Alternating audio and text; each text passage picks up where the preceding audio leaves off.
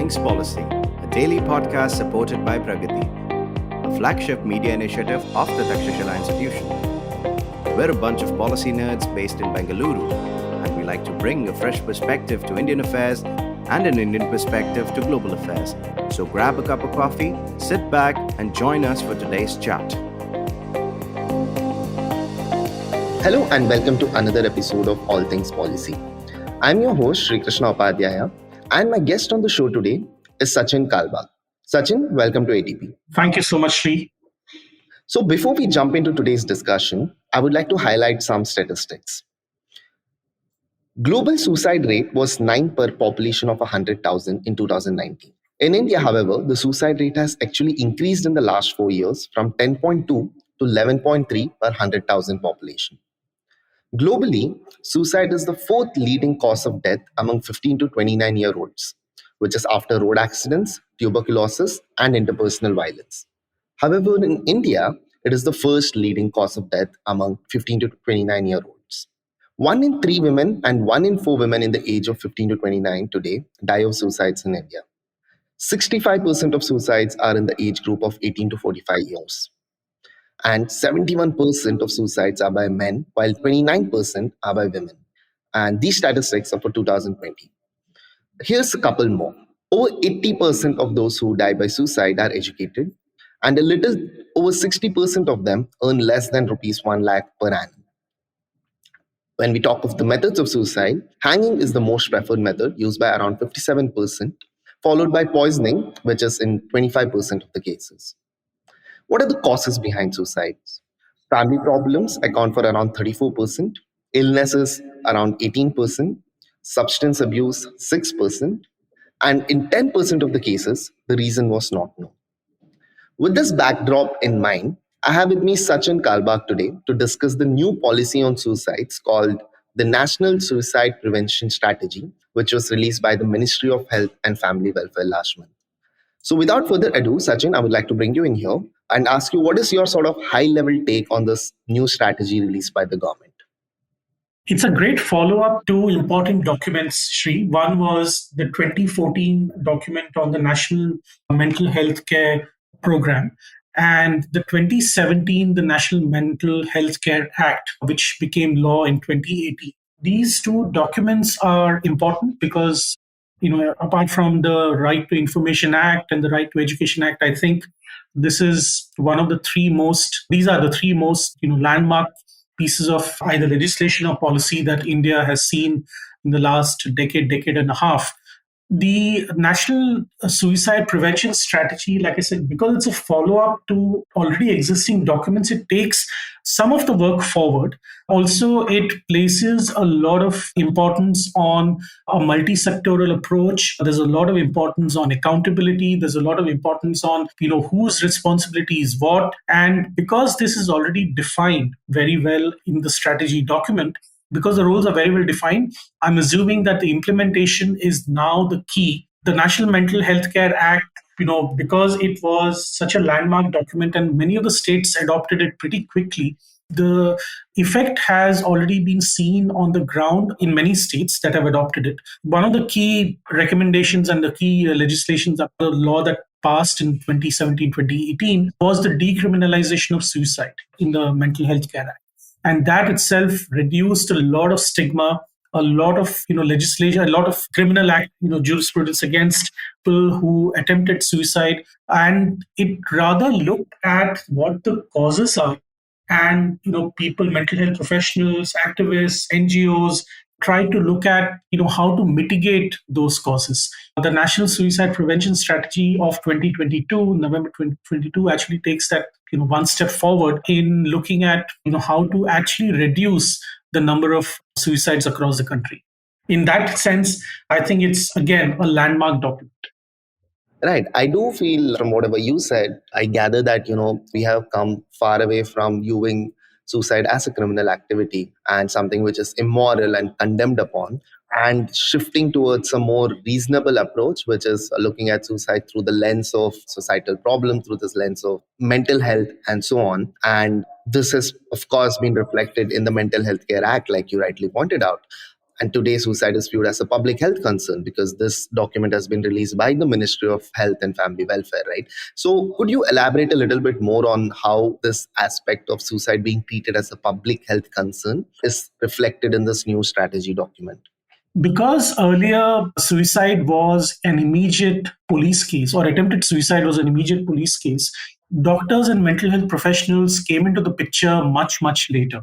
Only if the family asked for it, only if the police asked for it, which is why, even in the media, for instance, I've been a journalist for a while now, it was the crime reporter who went and covered suicide. Unfortunately, even now in the media, it is the crime reporter who covers suicide cases, which is why I think a lot of sensitivity and sensitization needs to be brought into the media as well in terms of coverage. Who should cover it? What are the different aspects of suicide coverage, etc. Some of the major newspapers do, adhere to it, but we still have a long way to go. The reason that public health mechanisms and public health professionals need to enter the picture is because suicide is not, as we have discussed, a criminal act. It is a public health concern. And in India, it is a public health emergency, according to me. We have a suicide rate of 12 per thousand, according to the 2021 NCRB. That's the National Crime Records Bureau, which is maintained by the Union Ministry of Home Affairs. It is actually a collation of all the data that is gathered from the states, from each individual police station, which then gives it to the local commissionerate. The local commissionerate then gives it to the Director General of Police, or whoever the state head is for the police, and that is then collated by the National Crime Records Bureau. So it's a fairly complex and long drawn out mechanism. So there is a lot of data dropout as well. So from the way that my conversations have been with mental health professionals, with law enforcement officials, the reporting of suicide is also a matter of concern. And because that is a matter of concern, my feeling is, and a lot of experts agree with this, our suicide rate is actually perhaps much higher than 12 per 100,000. Even at 12 per 100,000, we are number 41 in the world, according to the World Health Organization, in terms of suicide rates. In terms of the actual number of deaths, we are number one. According to the WHO, last year in 2021, we had the world over, we had 8 lakh, that's 800,000 suicides. 1,64,000, that's 164,033 of them came from India. That's 20.5% of the world's suicides happen in India. So it is not just, if you look at the National Suicide Prevention Strategy document, the reasons for suicide, as you rightly pointed out, are manifold. It is family problems, substance abuse, romantic relationships gone bad, illness. Many terminally ill people decide to, kill themselves. There are marriage-related issues. There are, like I said, substance abuse related issues. A significant portion is also bankruptcy and financial stress related issues. We see a lot of coverage, especially we saw that during the pandemic, when many people lost their jobs, many people could not support their families, and there were mass suicides amongst families. So either the mother or the father killed the children first, and then killed themselves and their partners. And this became a really tragic situation when people started losing their jobs. They could not pay their debt. They could not feed their families. They were actually living hand to mouth even before the pandemic. And when the pandemic struck, it was like a double blow to them. So we need a multi-sectoral approach. I think the National Suicide Prevention Strategy document looks at this as one of the fundamental action points going forward. So in that sense, it's a fairly big step forward. Coming from where we were 10 years ago, I think this is, like I earlier pointed out, a landmark document. Right. Just a couple of observations on what you said, right? So one, it really strikes me that even today, the crime reporter is sort of covering suicide cases, and it's not somebody who does the health beat. I mean, that's, I think, some ground which the media needs to cover as soon as possible, right? And the other thing, I think we've had this conversation earlier as well, which is just in terms of terminology, right? I think a lot of people still use the word committed by suicide, a person committed suicide, rather than saying somebody died by suicide. And I think that There's a big difference in those two phrases, because in the first one, you're sort of attributing some kind of negative connotation. You're sort of, it's like, almost committing a murder, as opposed to the second phrase, which is, dying by suicide, which I think fits more appropriately and is far more sensitive to the victim and sensitive to the person who died by suicide, as well as his or her family and other persons, right? So that's the first thing. And the second thing is, of course, since you mentioned that, during pandemic, and I think we have seen this even before pandemic, the fact that, sometimes in many cases, parents end up taking the lives of their children before, taking their own. And that's it's so horrifying, because just imagine the level of desperation and hopelessness that they must be going through, that they believe even after they go, their children do not have a fair chance at life. And that is the kind of desperation which this policy, the strategy, seems to tackle, because it talks of the multi-sectoral approach. Before I ask you my next question, actually, so I would just like to read out a couple of lines from the executive summary from the strategy itself. So here it goes. The National Strategy for Suicide Prevention Inc. provides framework for multiple stakeholders to implement activities for prevention of suicides in the country. It sets the stage for facilitation and coordination of efforts of all relevant sectors and stakeholders. The overall vision of the strategy is to create a society where people value their lives and are supported when they're in need. This national strategy aims to reduce suicide mortality by 10% in the country by 2030. The approach towards implementation includes multi-sectoral collaboration, effective and sustainable action, inclusiveness, and innovation. So, what really strikes me is the policy goal here, which is reduction of suicide mortality by 10% in the country by 2030. Of course, it's important to have lofty goals and strive to reach there. But Sachin, I wanted to know your thoughts on whether this goal of 10% reduction is feasible, or is it a case of aiming too high? It is an ambitious goal, no doubt about that, because we don't know what economic conditions, what socio-economic conditions, what political conditions, what environmental factors will be if in place over the next 7 to 8 years till 2030. To reduce the number of suicides in terms of sheer percentage points as well as absolute numbers. But here's the thing, we were doing nothing until now, Shri. The country was not doing anything at an individual level, at a state level, at a local government level, or at national level. So this document takes the first big step forward. I think that is a significant achievement in itself. Two, even if it's a lofty goal, I think we need to keep lofty goals. Even if we don't arrive at that 10% reduction by 2030, can we at least arrive at 6 to 7% by 2030? We have made that at least a beginning. We made that beginning that we had never made over the last many, many years, which resulted in the number of suicides going up, not only in terms of absolute numbers, but also in terms of suicide rate per 100,000. So we have made some kind of progress. For example, in 2000, the suicide rate in India was 20 per 100,000. That has come down to 12 per 100,000. But it is a little bit of a misnomer, because over the last many years, the number of suicides has actually gone up, not only in terms of absolute numbers, but also in terms of suicide rate. So if you see the trend, it has gone up in the last 4 to 5 years, which you also mentioned in your introduction. But what the suicide prevention strategy document does, and I think this is important to understand from not only from a mental health professional point of view, but also as a society. It also kind of divides the suicide causes into many factors. These are biopsychosocial factors, these are environmental factors, these are socio-cultural factors. Not only talks about that, it also talks about what are the protective factors against suicide. There are early primary interventions, there are psychosocial support groups, or access to those groups, access to quality treatment, that is at a reasonable price, restricted access to means of suicide, religious and cultural beliefs, all of that has been taken into account. So just to give you an example, because you pointed this out earlier, Shri, biopsychosocial factors include mental health issues to a great extent, psychiatric illnesses, especially people with clinical depression, bipolar disorder, schizophrenia, anxiety disorders.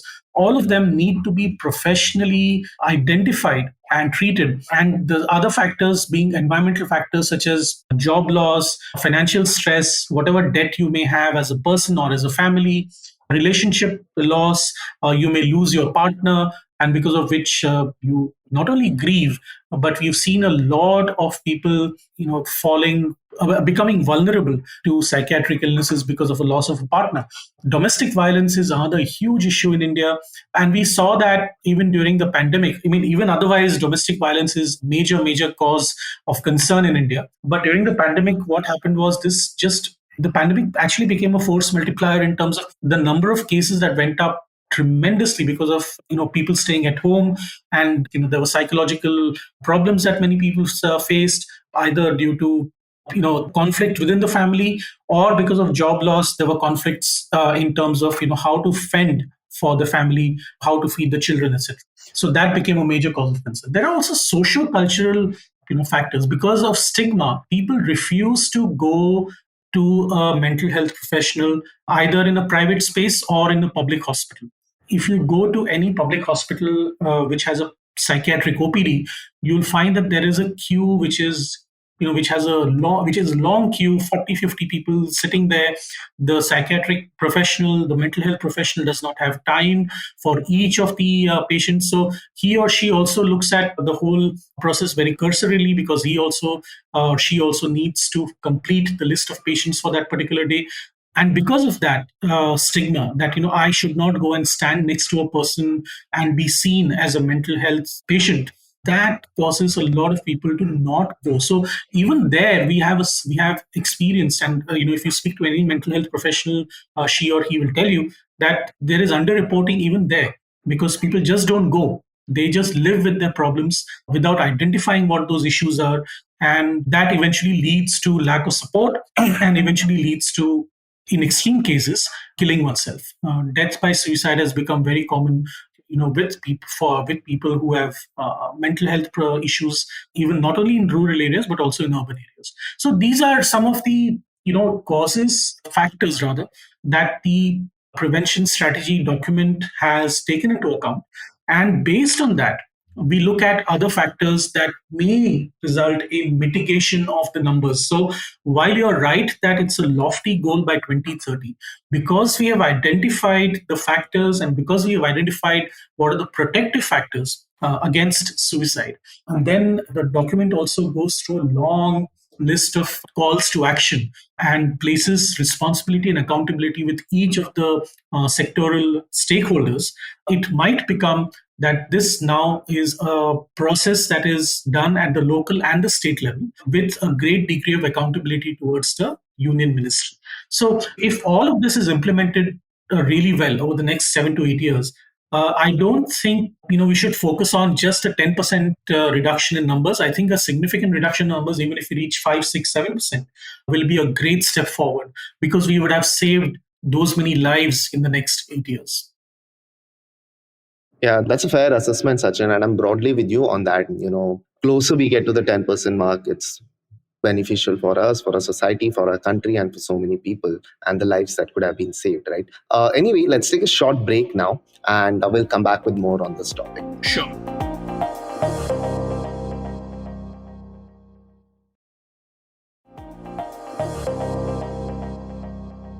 Welcome back to All Things Policy.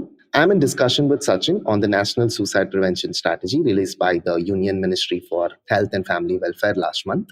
So, Sachin, we have gone deep into the causes behind suicide, the multi-sectoral approach that is required, the 10% target that the strategy seems to aim for. So, let's get into the specifics, the nuts and bolts of things now, and try and understand from you, how exactly does this strategy plan on doing what it plans to do, right? So I believe it identifies certain priority areas for suicide prevention. That's what it's called under the policy. For instance, one of them is suicide surveillance mechanism, which is new to my ears. So Sachin, why don't you take us through the priority areas which the policy identifies?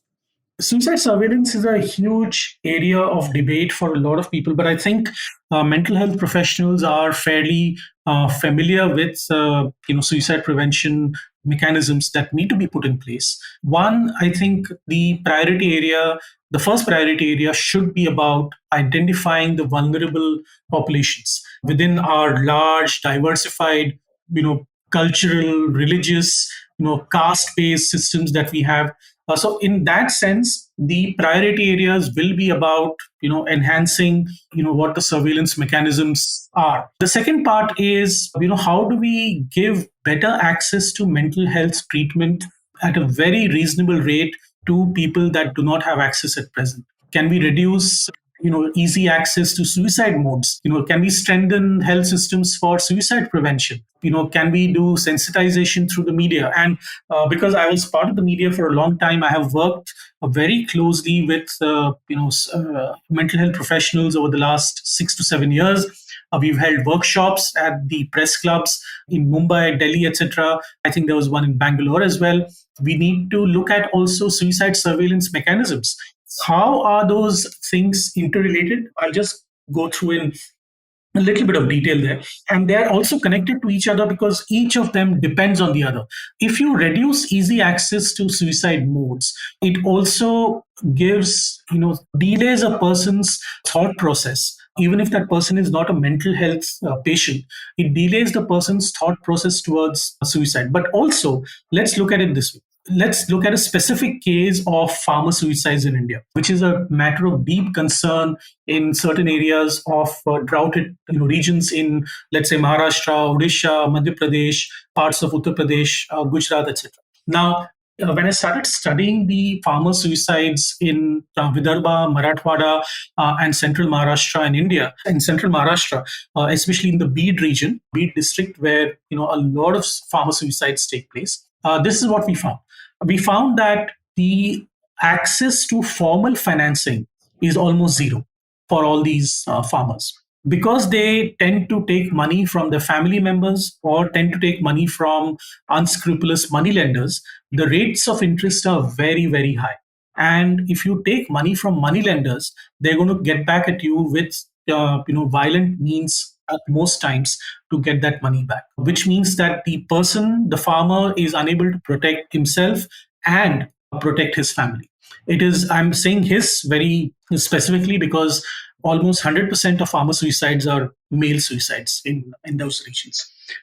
The second part is because through various mechanisms, farmers get access to pesticides fairly easily. And that is where the problem also lies because the access to pesticides is easy. Consuming it also becomes easy and becomes an easy way out for the farmers to take their lives. The third part is that because there has been a suicide in the family, it is part of the environmental factors that the national strategy document talks about, is that the future generations or neighbors or family members who are also going through certain similar stresses will also try to mimic what a certain farmer has done. So if one person in the family has taken his life, there is a great chance that another person from the extended family who's going through similar stresses will also take his life in a similar manner. And that is where the state intervention or the local intervention will have to come into focus, which is that identifying vulnerable populations, try to mitigate the circumstances in which the person has killed himself or herself.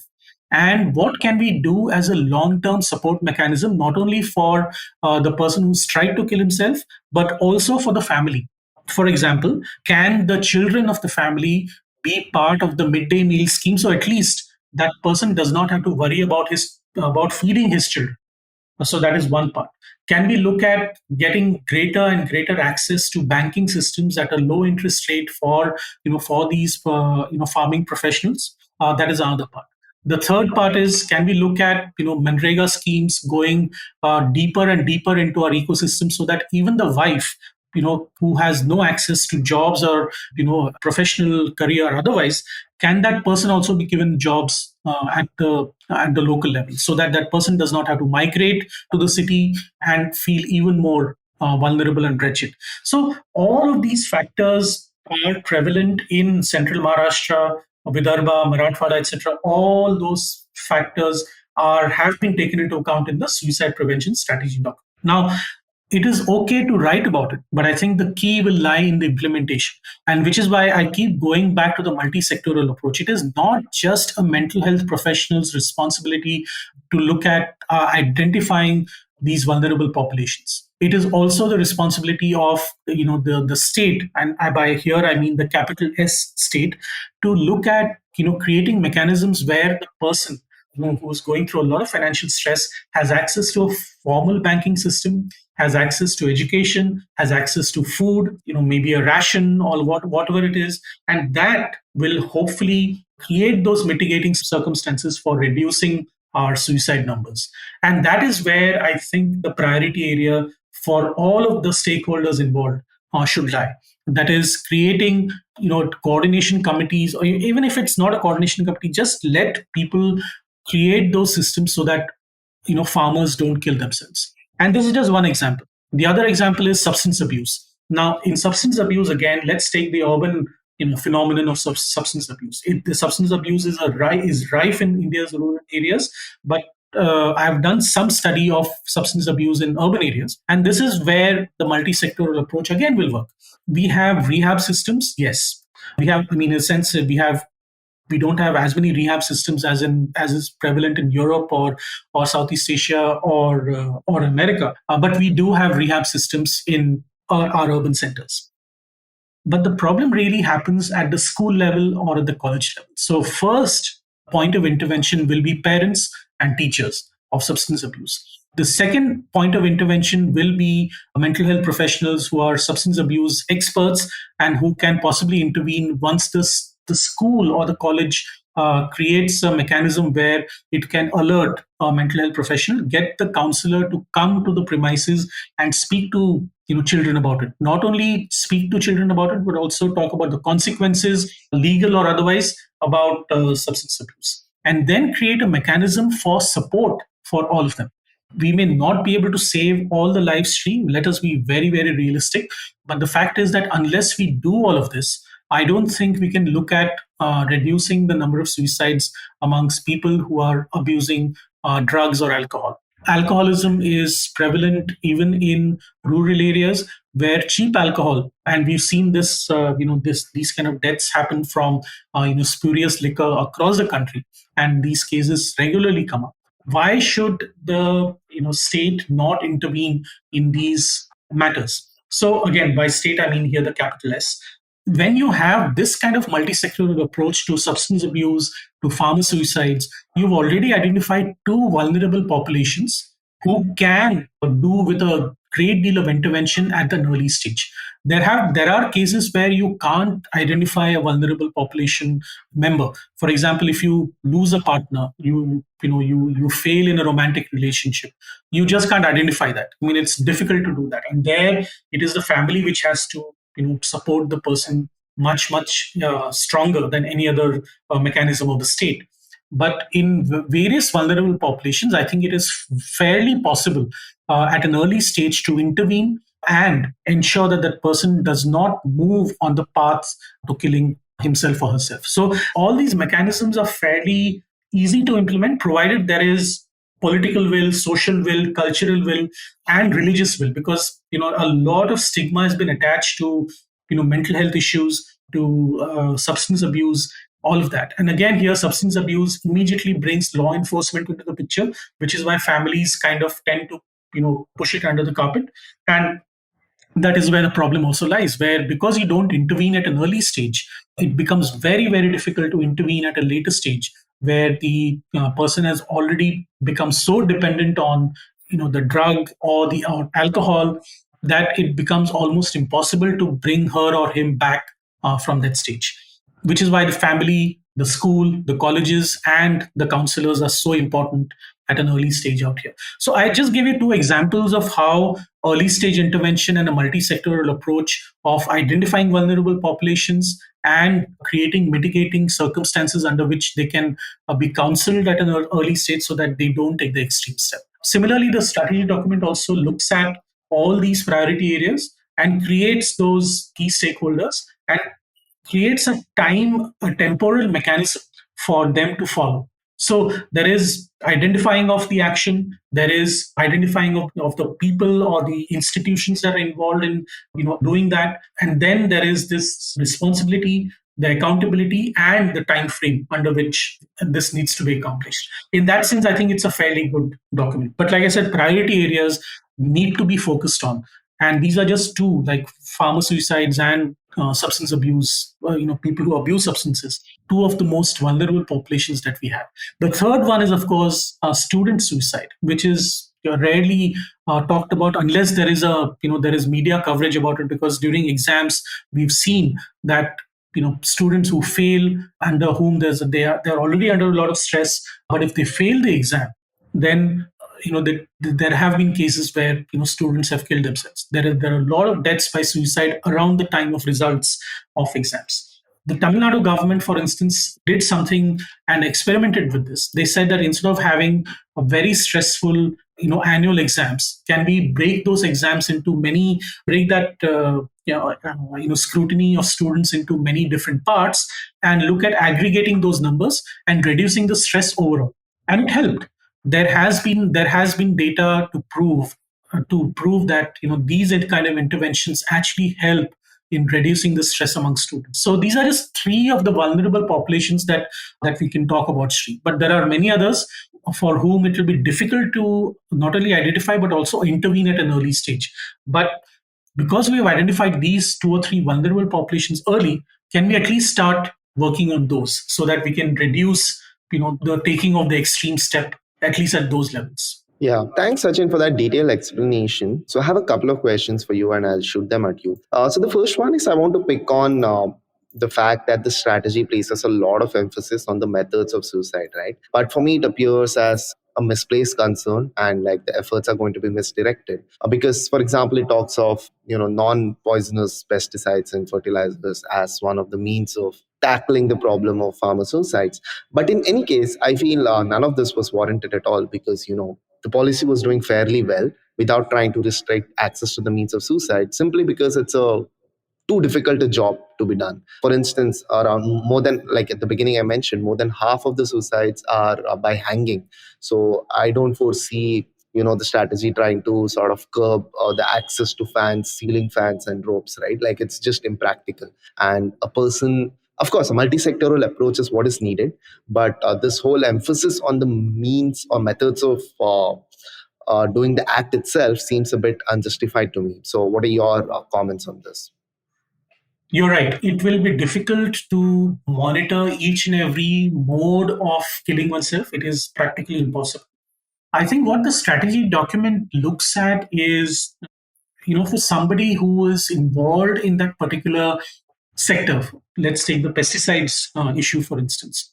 One of the recommendations of the document is to build the capacity of farmers' ability to grow crops without the intervention of poisonous pesticides. So I think the language here is a little important. Rather than focusing on, oh, there are pesticides in the market and we need to restrict access to it, which you can't because, we've seen that prohibition also doesn't really work in India or elsewhere, anywhere else in the world. So you can't really focus on restricting access to poisonous pesticides. What the strategy document briefly mentions, and I think this is something that gets lost in the entire, the missing the wood for the trees out here, is that the focus rather should be that the agriculture ministry talks to the finance ministry, talks to other local government officials and bureaucrats, etc., who can help the farmers build capacity even without those poisonous pesticides. So can we create a mechanism to do that? It is there in the strategy document, but I don't think it is given so much importance that it jumps out of the strategy document and say, oh, let's do this first. But I think there are two things out there. One is building capacity. The other thing is building capacity for providing psychological first aid, psychosocial support for those who have attempted suicide or the family members of those who have attempted suicide. So if a farmer decides to kill himself and let's say he fails at it,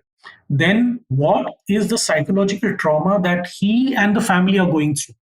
That capacity needs to be built. So in that sense, the strategy document does talk about how each district, primary healthcare center or tertiary or secondary healthcare centers should have psychiatric OPDs. And within those psychiatric OPDs, there should be suicide prevention specialists who are appointed. So firstly, we need to collate data. So we of which areas are more vulnerable, which populations are more vulnerable to suicide, and once that is done, can we look at populating those areas with psychiatric OPDs with specialization in suicide prevention. So it boils down to one, data collection, two, psychosocial support at an early intervention stage, three, banking support and financial support, four, Ministry of Agriculture and maybe even the Ministry of Science, looking at implementing better technologies to help build capacity without the intervention of pesticides.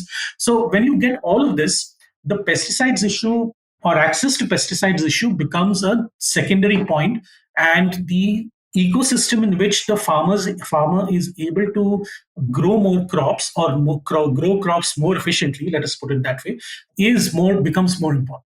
So while the focus is on modes of suicide, it is practically impossible, and as you very correctly pointed out, it is practically impossible to do anything to stop people from doing that if they decide to take an extreme step. The media also tends to focus on modes of suicide, and the people who committed or they committed the people who went and bought those things. For example, I remember this media circus that went around after a couple of suicides happened in higher education institutions, where where the students hung themselves from the ceiling fan.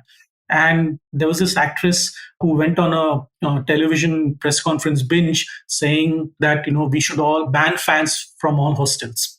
That became the focus of the media circus, and this is tragic because the entire focus went from students killing themselves and the ecosystem that did not support them to this actress who talked very funny about banning ceiling fans from hostels. So because we are our media, our state intervention systems, our ability to identify vulnerable populations is very poor at present. All of this tends to get brushed under the carpet.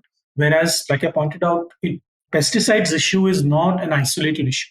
Needs to have an ecosystem in place, building capacity, getting better technology, getting better access to financial systems, formal finance systems. All of that will need to happen before we talk about access to modes of suicide such as pesticides. So you're absolutely right. I mean, it's difficult, almost impossible to identify and stop people from getting this done. But this is the background, Shri, that if you look at all of this, only when you get experts from 3 or 4 different fields, because I was a journalist, I had access to all of these experts, I could speak to them. But what happens to families who need support at a crucial time and they're unable to get that because, one, they don't have the money to go to a private mental health professional, because private mental health professionals charge a lot per session. They will charge anywhere, in urban areas at least, per session they'll charge anywhere between 1,500 to 2,500 per session just for advice. Medication is separate, and some of the medicines are extremely expensive, and you need them every single day to keep a certain level of to keep those levels at a steady rate so that you don't deteriorate to a great extent. So when all of these factors are taken into account, you cannot isolate just the modes of suicide or access to modes of suicide as one of the mitigating factors. While they're important, there is practically zero monitoring. You cannot monitor them at all points of time, which is why I think the surrounding ecosystem becomes more.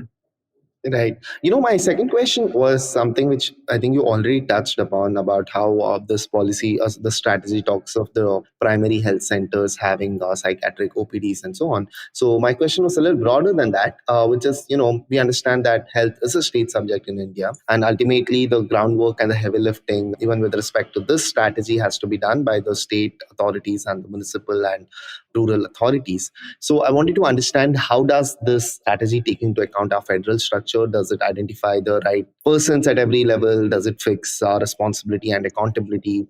And has it been designed for success in that regard? So I wanted to understand that from you.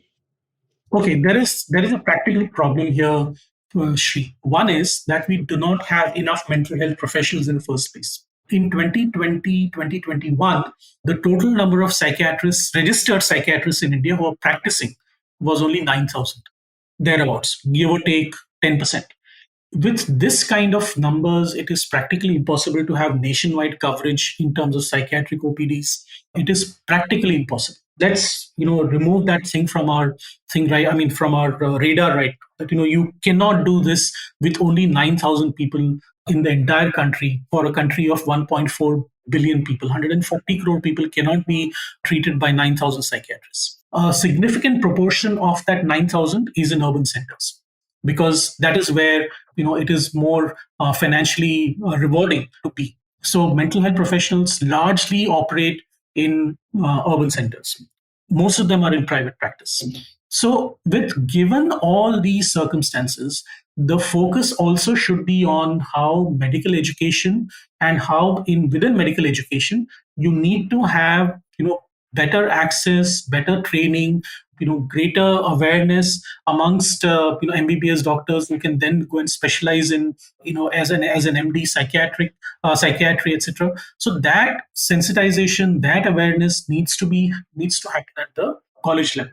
A lot of doctors, and again, this is a very, very practical problem in India. So we need to look at it from a larger 35 rather than a 35,000 up in the air point of view. We need to get on the ground and figure out, can we look at it from a practical point of view. I'll give you an example. Many students, especially in urban areas, because they have spent so much money in terms of admission fees, quote unquote donations, etc., to get admission into private colleges, management quotas, all kinds of. The first aim of these students, and rightly so, is to recoup all that money once they are becoming specialists. So if they have spent, let's say, more than 1 crore of rupees just in terms of, let's call them, for lack of a better term, capitation fees, which has been banned in India, but it happens through other means. How can we recoup all that money is the first thing that the parents and the student thinks of.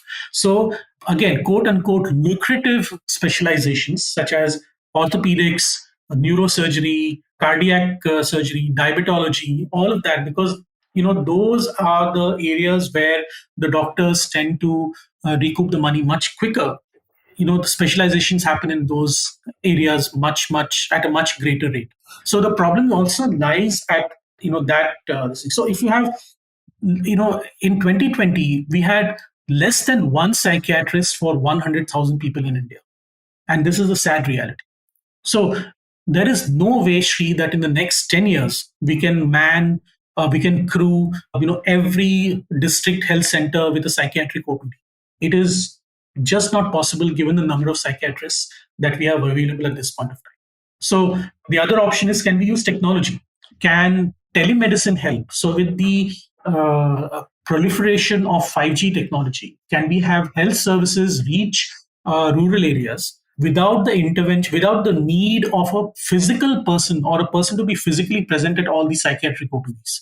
So telepsychiatry is a fairly common phenomenon, especially after the pandemic, where all the clinics were closed, and mental health professionals are now used to speaking to people on Zoom calls or Google Meet calls or whatever. Maybe it could be a WhatsApp video call, doesn't really matter, but they're now used to it. And it also reduces the stigma for the mental health patient, so that he or she does not have to go to a public place to get treatment.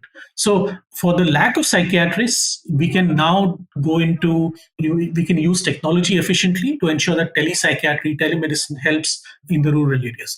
Let's leverage 5G technology, and maybe 6 years down the line 6G technology, to get this thing implemented. So again, like I said, this requires a multi-sectoral approach. It cannot be done by one agency or one department. So while it is practically impossible to have one psychiatric OPD in each of the secondary or tertiary healthcare centers across the country, or even a primary healthcare center across the country, we can use technology interventions to at least look at populating these healthcare centers with some kind of psychiatric support.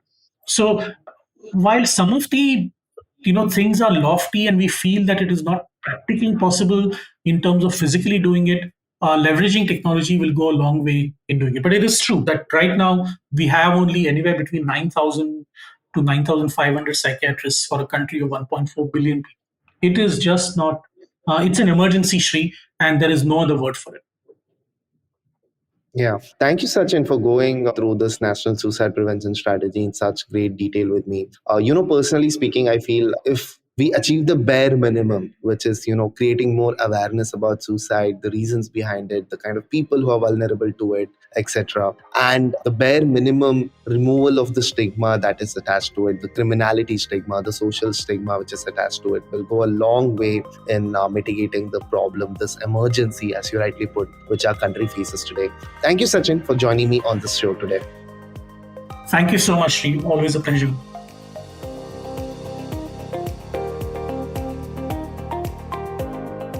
If you liked our show, don't forget to check out other interesting podcasts on the IVM network. You can tune into them on the IVM Podcast app, IVMPodcast.com, or wherever you listen to your podcasts.